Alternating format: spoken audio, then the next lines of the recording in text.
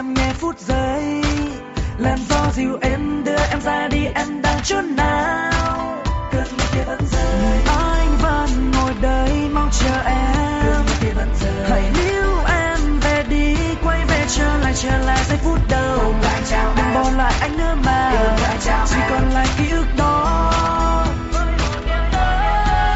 Chìm sâu vào những giấc ngủ say, liệu anh có thể rời xa đôi môi ấy? Xin em một lần, hãy cho anh ôm nhẹ em thôi. Anh mãi yêu em, là thật mà. Anh mãi bên em, là thật mà. Tim anh nhói đau.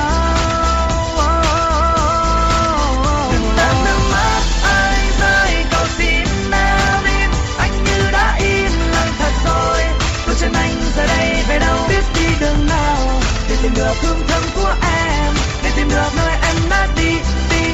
Em ra đi về đâu? Anh yêu em đi. Yeah. Khi em đi có tim anh như hao gầy, sao em ra đi sao không cho anh câu từ biết vậy? Vẫn chờ đợi, chờ một ai nhìn lại để tìm một điều ước. Khoảnh khắc kia qua rồi, ngày tháng bên em đâu xa xăm kia em đã quên đi.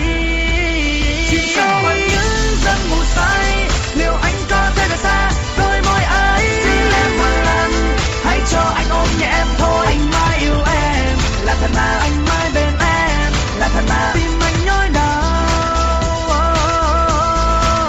Đừng làm nước mắt anh rơi, cầu xin em im. Anh như đã im lặng thật rồi.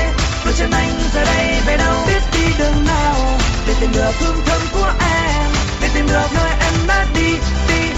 Em ra đi về đâu? Anh yêu em. Tiếng nấc anh trong đêm, em đâu hay biết đau mình nhau. Khuôn mặt em chẳng thể nào quên. Em giờ nơi đâu?